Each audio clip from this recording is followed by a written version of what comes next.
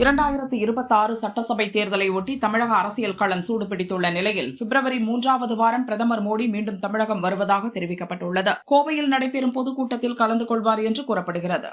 திருப்பதி லட்டு தயாரிப்பில் கலப்பட நெய் இருந்ததை சிறப்பு புலனாய்வு போலீசார் குற்றப்பத்திரிகையில் உறுதிபட தெரிவித்துள்ளனர் என்று திருப்பதி தேவஸ்தான தலைவர் PR நாயுடு கூறினார்.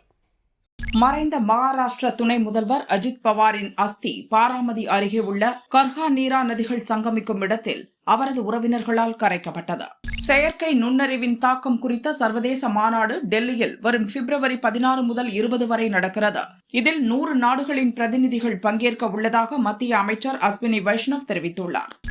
டெல்லி பிர்லா மாளிகையில் உள்ள காந்தி ஸ்மிருதியில் மகாத்மா காந்தி நினைவு பிரார்த்தனை கூட்டம் நடைபெற்றது. பிரதமர் மோடி இதில் கலந்து கொண்டார். சென்னை நிகழ்ச்சி ஒன்றில் பேசிக் கொண்டிருந்த போது பாரதிய ஜனதா மூத்த தலைவர் ராஜாவுக்கு மயக்கம் ஏற்பட்டது. அவர் மருத்துவமனையில் சேர்க்கப்பட்டார். ICU பிரிவில் அவருக்கு சிகிச்சை அளிக்கப்படுகிறது. புதுச்சேரியில் மஞ்சள் நிற ரேஷன் அட்டை வைத்திருக்கும் குடும்ப தலைவிகளுக்கு மாதம் 1000 ரூபாய் வழங்குவதற்கான நடவடிக்கை எடுக்கப்பட்டு வருகிறது என்று முதல்வர் ரங்கசாமி தெரிவித்துள்ளார். மருதமலை வனப்பகுதியில் 184 அடி உயரத்தில் முருகன் சிலை அமைக்க அனுமதிக்க முடியாது என சென்னை ஹைகோர்ட் திட்டவட்டமாக கூறிவிட்டது. பாதுகாக்கப்பட்ட வனப்பகுதி என்பதால் 500 மீட்டர் சுற்றளவுக்கு அப்பால் வேறு இடத்தை தேர்வு செய்ய அறநிலையத்துறைக்கு உத்தரவிட்டுள்ளது.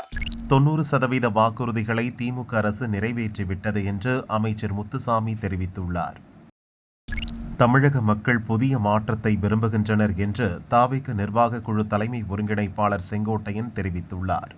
புதுச்சேரி தாவரவியல் பூங்காவில் 3 நாட்கள் நடைபெறும் மலர் காய்கனி கண்காட்சியை கவர்னர் கைலாஷ்நாதன் துவக்கி வைத்தார். பன்றிகளை ஒழிக்க கலெக்டருக்கு மட்டும் விருப்பம் இருந்தால் போதாது, வனத்துறைக்கும் இருக்க வேண்டும் என்று திருவாரூரில் நடந்த விவசாயிகள் குறைதீர் கூட்டத்தில் அம்மாவட்ட கலெக்டர் மோகனச்சந்திரன் கண்டிப்புடன் கூறினார். திருவள்ளூர் மாவட்டம் ஜெயபுரம் கிராமத்தில் சாலையில் பட்டாக்கத்தியை தேய்த்து தீப்பொறி ஏற்படுத்தி ரீல்ஸ் எடுக்க முயன்ற 3 இளைஞர்களை போலீசார் கைது செய்தனர். நீலகிரி மாவட்டம் பந்தலூர் அருகே சேரம்பாடி பகுதியில் பட்டா கேட்டு போராடும் மக்கள் வரும் தேர்தலில் அரசியல்வாதிகள் அதிகாரிகள் ஓட்டு கேட்டு கிராமத்துக்கு வரக்கூடாது என எச்சரித்துள்ளனர்.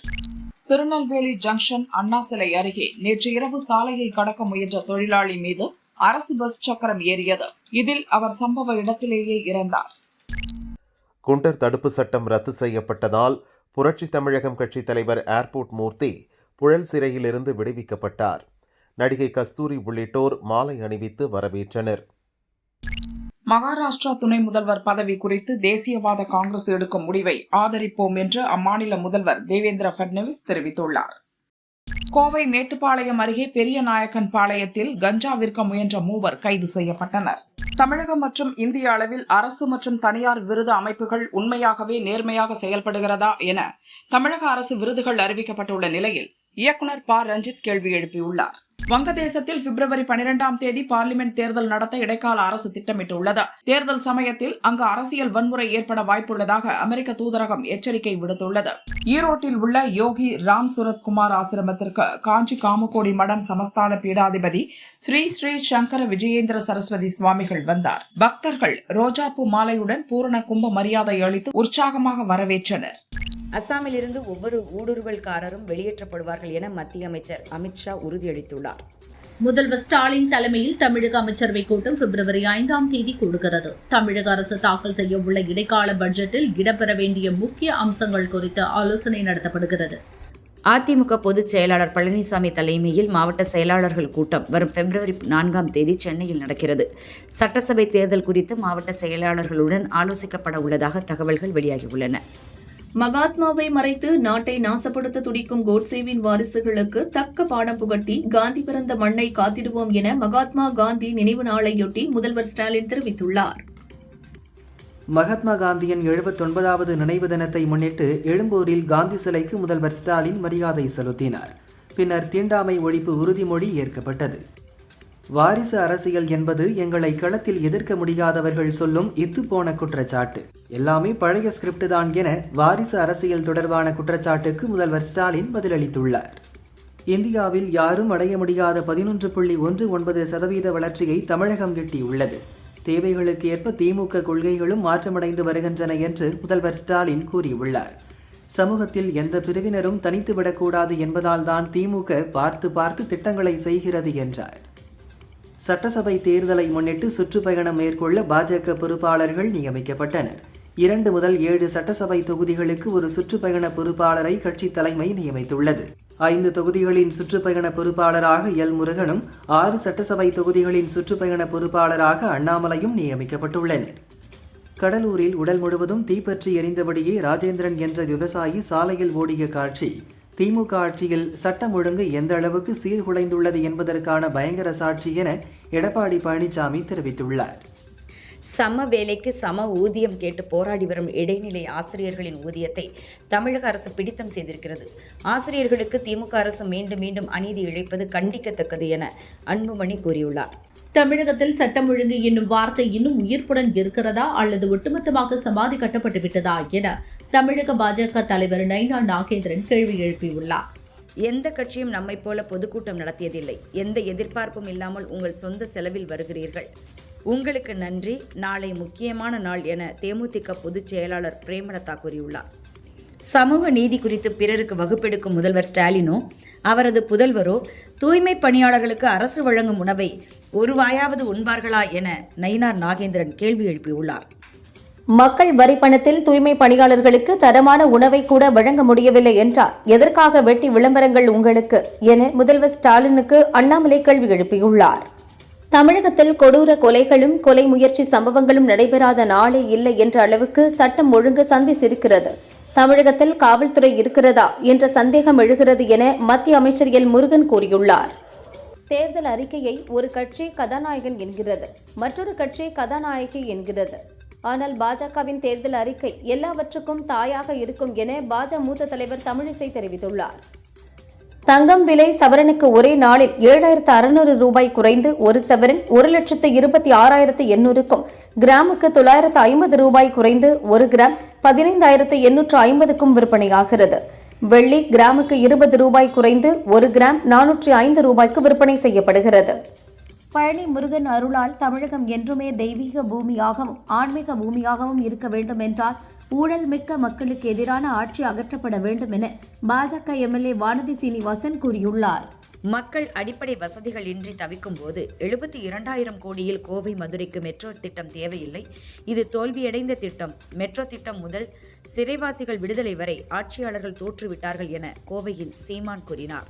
தற்காலிக பணி நியமனங்கள் 11 மாத கால வேலை அடிப்படையில் வருவார்கள். அவர்களை நிரந்தரப்படுத்த முடியாது. இது தெரியாமல் ஒரு சிலரால் தூண்டிவிடப்பட்டு போராட்டம் நடத்தப்படுகிறது. அரசு ஊழியர்களின் போராட்டத்தை பற்றி நான் அப்படி சொல்லவில்லை என தனது கருத்துக்கு மா. சுப்பிரமணியன் விளக்கம் அளித்தார். இண்டி கூட்டணி 200 இடங்களுக்கு குறையாமல் வெற்றி பெறும் என நாகையில் மதிமுக பொதுச் செயலாளர் வைகோ கூறினார். பிரதமர் மோடிக்கு கொத்தடிமையாக இருக்கும் இபிஎஸ்க்கு எங்கள் ஆட்சியை பற்றி பேச தகுதியில்லை என்றார். ஆம்ஸ்ட்ராங் கொலை வழக்கில் கைதாகி புழல் சிறையில் உள்ள ரவுடி பொன்னை பாலுவுக்கு 5 நாட்கள் இடைக்கால ஜாமீன் வழங்கி சென்னை அமர்வு நீதிமன்றம் உத்தரவு பிறப்பித்துள்ளது. பாலுவின் தாய் இறந்து விட்டதால் இறுதிச் சடங்கில் பங்கேற்க ஜாமீன் வழங்கப்பட்டுள்ளது. பிடி உஷா கணவர் ஸ்ரீனிவாசன் வீட்டில் தனியாக இருந்தபோது மயங்கி விழுந்து காலமானார். பிடி உஷா பாராளுமன்ற கூட்டத்தில் கலந்து கொள்வதற்காக சென்ற நிலையில் இறந்துள்ளார். இவர்களுக்கு டாக்டர் உஜ்வல் விக்னேஷ் என்ற மகன் உள்ளனர். சபரிமலை துவாரபாலகர் சிலை தங்க கவச திருட்டு சம்பவம் தொடர்பாக நடிகர் ஜெயராமிடம் சிறப்பு புலனாய்வு குழுவினர் விசாரணை நடத்தினர். சிலைக்கான தங்கம் சென்னை கொண்டு வந்தபோது ஜெயராமின் வீட்டில் வைத்து பூஜை நடந்தது. இதன் அடிப்படையில் விசாரணை நடந்ததாக தகவல்கள் வெளியாகியுள்ளன. மகாத்மா காந்தியின் சுதேசி கொள்கையை வளர்ந்த மற்றும் தற்சார்பு கொண்ட இந்தியாவிற்கான நமது உறுதிப்பாட்டின் அடிப்படை தூண் என மகாத்மா காந்தியின் நினைவு தினத்தை முன்னிட்டு பிரதமர் மோடி கூறியுள்ளார். இந்தியாவில் நிபா வைரஸ் பாதிப்பால் பெரிய அச்சுறுத்தல் இல்லை. இதனால் பயண கட்டுப்பாடுகளோ வர்த்தக கட்டுப்பாடுகளோ ஏதும் விதிக்க தேவையில்லை என உலக சுகாதார நிறுவனம் தெரிவித்துள்ளது. மகாராஷ்டிரா துணை முதல்வர் அஜித் பவார் சென்ற விமானம் விபத்துக்குள்ளான இடத்தில் மகாராஷ்டிரா காவல்துறையின் சிறப்பு குழுவும் தடயவியல் நிபுணர்கள் குழுவும் ஆய்வு செய்து வருகின்றனர். விமானிகளுக்கு வாராந்திர ஓய்வு அளிக்கப்பட வேண்டும் என்ற விதியில் விலக்களிக்கப்பட மாட்டாது என டெல்லி ஹைகோர்ட்டில் டிஜிசிஏ தெரிவித்துள்ளது. வயநாடு நிலச்சரிவு பேரிடரில் வீடு உடைமைகளை இழந்த 555 பேரின் வங்கிக் கடன்களாக 18,75,00,000 ரூபாயை கேரள அரசே திருப்பிச் செலுத்த உள்ளது. முதல்வர் பேரிடர் நிவாரண நிதியிலிருந்து இந்த தொகை வங்கிகளுக்கு அரசு செலுத்துகிறது. காங்கிரஸ் பொதுச் செயலாளர் KC வேணுகோபால் 2 நாள் பயணமாக தமிழகம் மற்றும் புதுச்சேரி வருகிறார். பிப்ரவரி 1 பல்லாவரத்தில் நடக்கும் பேரணியில் பங்கேற்ற பின் புதுச்சேரி செல்கிறார். புதுவையில் காங்கிரஸ் சார்பில் நடக்கும் பாத யாத்திரை நிறைவு நாள் பொதுக்கூட்டத்தில் பங்கேற்று பேசுகிறார். சத்தீஸ்கர் மாநிலம் சுக்மா மாவட்டத்தில் 2 பெண்கள் உட்பட 4 நக்சல்கள் ஆயுதங்களுடன் போலீசில் சரணடைந்தனர். அரசு ஊழியர்கள் ஃபேஸ்புக், இன்ஸ்டாகிராம் போன்ற சமூக வலைதள கணக்குகள் தொடங்க இனி உயர் அதிகாரிகளின் அனுமதி பெற வேண்டும் என பீகார் அரசு அதிரடி உத்தரவு பிறப்பித்துள்ளது. ஃபேக் ஐடி கூடாது, அரசின் லோகோ, அரசு பதவிகளை ரீல்ஸ் புகைப்படத்தில் குறிப்பிடக்கூடாது உள்ளிட்ட பல கட்டுப்பாடுகளும் விதிக்கப்பட்டுள்ளது. மகாராஷ்டிர துணை முதல்வர் அஜித் பவார் விமான விபத்தில் பலியானதைத் தொடர்ந்து அவர் வகித்து வந்த துறைகளை தேசியவாத கட்சிக்கு ஒதுக்க வேண்டும் என அக்கட்சித் தலைவர்கள் முதல்வர் தேவேந்திர பட்னவிஸிடம் கோரிக்கை விடுத்துள்ளனர். அனைத்து பள்ளிகளிலும் மாணவிகளுக்கு இலவசமாக சானிட்டரி நாப்கின் வழங்க சுப்ரீம் கோர்ட் உத்தரவிட்டுள்ளது. அனைத்து பள்ளிகளிலும் மாணவர்களுக்கும் மாணவிகளுக்கும் தனித்தனியே சுகாதாரமான கழிவறைகள் இருக்க வேண்டும் என்றும் தெரிவித்துள்ளது. சட்டம் ஒழுங்கு சீரழிந்துள்ள நிலையில் மனசாட்சியே இல்லாமல் தமிழகம் பாதுகாப்பாக உள்ளது. எந்த கொம்பனாலும் குறை சொல்ல முடியாத ஆட்சி என முதல்வர் ஸ்டாலின் வாய்க்கூசாமல் பொய் சொல்கிறார் என விஜய் தெரிவித்தார். பல தொகுதிகளில் திமுகவில் அதிகாரமிக்க நபர்களுக்கு வேண்டியவர்கள் தாங்கள்தான் வேட்பாளர் என கூறி வருகின்றனர். அவர்களை ஸ்டாலின் அழைத்து கண்டித்துள்ளார். 2026 சட்டசபை தேர்தலிலும் திமுக 500க்கும் மேற்பட்ட வாக்குறுதிகளை கொடுக்க உள்ளதாக கூறப்படுகிறது. கடந்த தேர்தலில் வாக்குறுதி அளித்து நிறைவேற்றாத நீட் தேர்வு ரத்து, சிலிண்டருக்கு 100 ரூபாய் மானியம், மாதம் ஒருமுறை மின்கட்டண கணக்கீடு என 150க்கும் மேற்பட்ட வாக்குறுதிகளை மீண்டும் சேர்க்க உள்ளதாக கூறப்படுகிறது. எதிரெதிர் துருவங்கள் போல காட்டிக்கொண்டு பாரதிய ஜனதாவை எதிர்ப்பதில் மறைமுகமாக ஒன்றிணைந்து இரட்டை குழல் துப்பாக்கிகளாக செயல்படும் அரசியல் நடிகர்கள் விஜயும் திருமாவளவனும் இனி மக்களை ஏமாற்ற முடியாது என பாரதிய ஜனதா தெரிவித்துள்ளது. தமிழகத்தில் திராவிட மாடல் 2.0 மீண்டும் அமைக்க பெரும்பான்மை பெண்கள் முடிவெடுத்து விட்டார்கள் என அமைச்சர் நேரு தெரிவித்துள்ளார். திமுக காங்கிரஸ் உடனான கூட்டணி பேச்சுவார்த்தை நன்றாக போய்கொண்டிருக்கிறது என கனிமொழி MP தெரிவித்தார். எல்லா பேச்சுவார்த்தை முடிந்ததும் தலைவர் அறிவிப்பார் என்றார். PT உஷாவின் கணவர் ஸ்ரீனிவாசன் மறைவுக்கு முதல்வர் ஸ்டாலின் இரங்கல் தெரிவித்துள்ளார். அவரை இழந்து தவிக்கும் குடும்பத்தினருக்கு எனது இதயபூர்வமான இரங்கலும் ஆறுதலும் என ஸ்டாலின் கூறியுள்ளார். பாஜகவின் பக்கத்தில் இருப்பவர்கள் அனைவரும் தான் ஊழல்வாதிகள் என முதல்வர் ஸ்டாலின் தெரிவித்தார். திமுகவின் மீது வைக்கும் ஊழல் குற்றச்சாட்டுகள் ஏதாவது நீதிமன்றத்தில் நிரூபிக்கப்பட்டுள்ளதா என்றார். தேர்தல் வரப்போகிறது என்ற காரணத்திற்காகவே தற்காலிக மற்றும் ஒப்பந்த பணியாளர்கள் அனைவரும் பணி நிரந்தரம் கோருவது இப்போது ஒரு ஃபேஷன் ஆகிவிட்டது என பன்னோக்கு மருத்துவமனை பணியாளர்கள் பணி நிரந்தரம் கோரி போராடுவது குறித்த கேள்விக்கு அமைச்சர் மா சுப்பிரமணியன் பதிலளித்தார். சட்டசபை தேர்தலை முன்னிட்டு 3 சட்டமன்ற தொகுதிகளுக்கு பாஜக சுற்றுப்பயண பொறுப்பாளராக வானதி சீனிவாசன் நியமிக்கப்பட்டுள்ளார். அதேபோல் 5 தொகுதிகளுக்கு தமிழிசை சவுந்தரராஜன் நியமனம் செய்யப்பட்டுள்ளார். 45% என்பது கூட மிக குறைவான கணக்குதான் என்பதை 2026 சட்டசபை தேர்தலில் திமுக அடையப் போகும் வரலாற்று வெற்றியை நிரூபிக்கும் என்று ஓட்டர்ஸ் கருத்து கணிப்பு குறித்து அமைச்சர் KN நேரு அறிக்கை வெளியிட்டுள்ளார். OPS கோரிக்கையை EPS நிராகரித்தது குறித்து OPS-இடம் செய்தியாளர்கள் கேட்டபோது அதற்கு அதெல்லாம் பழைய செய்தி என கூறி புறப்பட்டு சென்றார் OPS. ராகுல் கனிமொழி சந்திப்பில் காங்கிரஸ் கட்சிக்கு 41 சீட் கேட்கப்பட்டதாக வெளியான தகவலில் உண்மையில்லை என செல்வ பெருந்தகை கூறினார். முகத்தில் துண்டு போட்டுக் கொண்டா கனிமொழி ராகுலை பார்த்தார்? முகத்தில் துண்டு போட்டுக் கொண்டு பார்த்தது யார்? அடிமையாக இருப்பவர்கள்தான் பயந்து போய் பார்க்க வேண்டும் என ராகுல் கனிமொழி சந்திப்பை விமர்சித்த EPS-க்கு செல்வ பெருந்தகை பதிலடி கொடுத்துள்ளார். பண்ருட்டி அருகே விவசாயி உயிருடன் எரிக்கப்பட்டுள்ளார். தமிழகத்தின் சட்டம் ஒழுங்கை திமுக அரசு பராமரிக்கும் லட்சணம் இதுதானா என அன்புமணி கேள்வி எழுப்பியுள்ளார். OPS கட்சியில் சேர்க்க வேண்டும் என்பதை கேட்பதற்கு ஒரு முறை இருக்கிறது. ஊடகம் வழியாக தான் கேட்க வேண்டுமா என செல்லூர் ராஜு கேட்டார். அவர் நடத்தும் நாடகத்தை எல்லாம் மக்கள் பார்த்து சலித்து விட்டார்கள் என்றார். அறையில் அமர்ந்து அரசியல் செய்கிறார் விஜய். விஜயை நாங்களாகவே திட்டவில்லை. ஆனால் எங்களை திட்டினால் நாங்கள் திட்டாமல் இருக்க முடியாது. எங்களை விமர்சித்ததால் நாங்கள் விஜயை விமர்சித்தோம் என தவிக தலைவர் விஜய் மீதான விமர்சனம் குறித்து செல்லூர் ராஜு கருத்து தெரிவித்துள்ளார். புதிய கட்சி கூட்டணியில் வர வாய்ப்புள்ளது. பல ஆண்டுகளாக காங்கிரசுடன் கூட்டணியில் இருக்கிறோம். எங்களுக்குள் மோதல் போக்கு எதுவும் இல்லை. காங்கிரஸ் திமுக கூட்டணி சுமூகமாக உள்ளது என திமுக MP கனிமொழி தெரிவித்துள்ளார். காங்கிரஸ் கட்சிக்காரர்களுக்கு வந்தே மாதரம் ஜே என்று சொல்வது மட்டுமல்ல, திருப்பி அடிக்கவும் தெரியும். எங்களை பொறுத்தவரை காங்கிரஸ் கட்சியின் தன்மானம் மிக முக்கியமானது என மாணிக்கம் தாக்கூர் கூறினார். எங்களை பொறுத்த அளவில் இந்தி கூட்டணி என்பது பாராளுமன்ற தேர்தல் கூட்டணிக்காக உருவாக்கப்பட்டதுதான் என காங்கிரஸ் எம்பி மாணிக்கம் தாக்கூர் தெரிவித்தார். யார் என்ன பெயர் சொல்கிறார்களோ அதை அவர்களிடம்தான் கேட்க வேண்டும் என்றார்.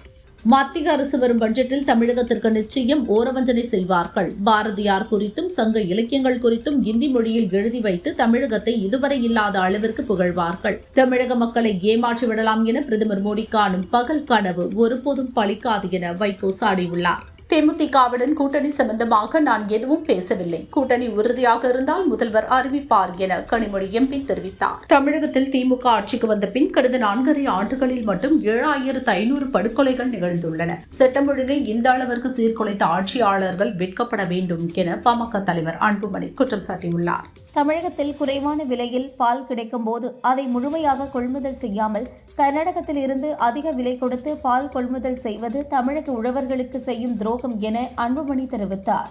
யாருடனும் கூட்டணி பேச்சுவார்த்தை நடத்தவில்லை. கூட்டணி தொடர்பாக வரும் செய்திகள் தவறானவை என தேமுதிக பொதுச் செயலாளர் பிரேமலதா தெரிவித்துள்ளார்.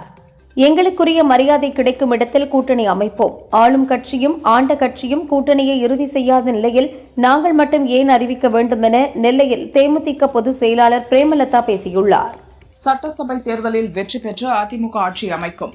நான் தான் முதல்வர் வேட்பாளர் என மத்திய அமைச்சர் அமித்ஷா என்றைக்கோ அறிவித்துவிட்டார் என அதிமுக பொதுச் செயலாளர் பழனிசாமி கூறினார். கரூரில் திமுக எம்எல்ஏ பழனியாண்டி நடத்தி வரும் சட்டவிரோத கல்குவாரி குறித்து செய்தி சேகரிக்க சென்ற நிருபர் மீது கொடூர தாக்குதல் நடத்தியிருப்பது அதிர்ச்சி அளிக்கிறது. திமுக அரசு யாருக்காக ஆட்சி நடத்துகிறது? கடத்தல்காரர்களுக்கா, ரவுடிகளுக்கா என அண்ணாமலை கேள்வி எழுப்பியுள்ளார். மதுரை ஏர்போர்ட்டில் உள்நாடு மற்றும் சர்வதேச விமான போக்குவரத்து இரண்டையும் மேம்படுத்த நடவடிக்கை எடுக்கப்படும் என விமான போக்குவரத்து அமைச்சர் ராம்மோகன் நாயுடு தெரிவித்தார். காரைக்குடியில் சமையல் செய்யும் போது சிலிண்டர் வெடித்து தீ விபத்தில் 3 பேர் படுகாயமடைந்தனர். விபத்து குறித்து காரைக்குடி போலீசார் விசாரிக்கின்றனர். சென்னை கோயம்பேட்டில் முதல் ரக தக்காளி 1 கிலோ 13 ரூபாய்க்கு விற்கப்படுகிறது. 2ஆம் ரக தக்காளி 1 கிலோ 8 ரூபாய்க்கும் 3ஆம் ரக தக்காளி 7 ரூபாய்க்கும் விற்பனையாகிறது. 80 ரூபாய்க்கு விற்பனை செய்து வந்த பீன்ஸ் 1 கிலோ 25 ரூபாய்க்கு விற்கப்படுகிறது. காக்கிநாடாவில் 2 லாரிகள் மோதி தீப்பிடித்ததில் கொல்கத்தாவைச் சேர்ந்த டிரைவர் பலியானார். விபத்து குறித்து போலீசார் விசாரிக்கின்றனர். சென்னையில் மாட்டின் உரிமையாளர்கள் மாடுகளுக்கு மைக்ரோசிப் பொருத்தி உரிமம் பெற வேண்டும் என மாநகராட்சி மாமன்ற கூட்டத்தில் தீர்மானம் நிறைவேற்றப்பட்டது. சென்னை துறைப்பாக்கத்தில் 54 பாடகர்கள் தொடர்ந்து 2.5 மணி நேரம் நாம சங்கீர்த்தனை பாடி சாதனை படைத்தனர். இசைக்கலைஞர்களுக்கு பலரும் பாராட்டு தெரிவித்துள்ளனர். நெல்லையில் வாடிக்கையாளரின் விருப்பத்திற்கு மாறாக டீ மற்றும் ஜூஸில் சர்க்கரை கலந்த ஓட்டல் நிர்வாகம் ரூபாய் 10,000 நஷ்டஈடு தர நுகர்வோர் ஆணையம் உத்தரவிட்டுள்ளது. பொள்ளாச்சி அருகே வடுகபாளையம் பகுதியில் 60 ஆண்டுகளாக செயல்பட்டு வந்த போஸ்ட் ஆபீஸை இடமாற்றம் செய்வதற்கு எதிர்ப்பு தெரிவித்து போஸ்ட் ஆபீஸை முற்றுகையிட்டு பொதுமக்கள் ஆர்ப்பாட்டத்தில் ஈடுபட்டனர். ஈரோடு பெருந்துறையில் பொது சுத்திகரிப்பு நிலையம் அமைக்க அடிக்கல் நாட்டி 3 ஆண்டுகளாகியும் பணிகள் தொடங்கப்படாததை கண்டித்து சிப்காட் வளாகத்தில் போராட்டம் நடத்திய 100க்கும் மேற்பட்ட பாஜவினரை போலீசார் கைது செய்தனர். தைப்பூசத்தன்று வாகன நெரிசலை தடுக்கும் வகையில் திருத்தணி மலைக்கோயிலுக்கு செல்ல ஆட்டோ, பஸ், வேன் உள்ளிட்ட வாகனங்களுக்கு அனுமதி இல்லை. அதற்கு பதிலாக இலவச பஸ் இயக்க ஏற்பாடு செய்யப்பட்டுள்ளதாக கோயில் நிர்வாகம் அறிவித்துள்ளது. சென்னை நொளம்பூர் பகுதியில் திறந்திருந்த கழிவுநீர் கால்வாயில் கார் ஒன்று கவிழ்ந்தது. காரில் இருந்தவர்களை அப்பகுதி மக்கள் பாதுகாப்பாக மீட்டனர். கழிவுநீர் கால்வாய் திறந்திருப்பதால் இதுபோன்ற நிகழ்வு அடிக்கடி நடப்பதாக பொதுமக்கள் புகார் தெரிவித்தனர். கோடநாடு கொலை கொள்ளை வழக்கு இன்று உதகை நீதிமன்றத்திற்கு விசாரணைக்கு வந்தது. குற்றம் சாட்டப்பட்ட வாளையார் மனோஜ், ஜிதின் ஜாய், சந்தோஷ் சாமி, தீபு ஆகியோர் ஆஜராகினர். வழக்கை விசாரித்த நீதிபதி சந்திரசேகர் பிப்ரவரி 13ஆம் தேதிக்கு ஒத்திவைத்தார்.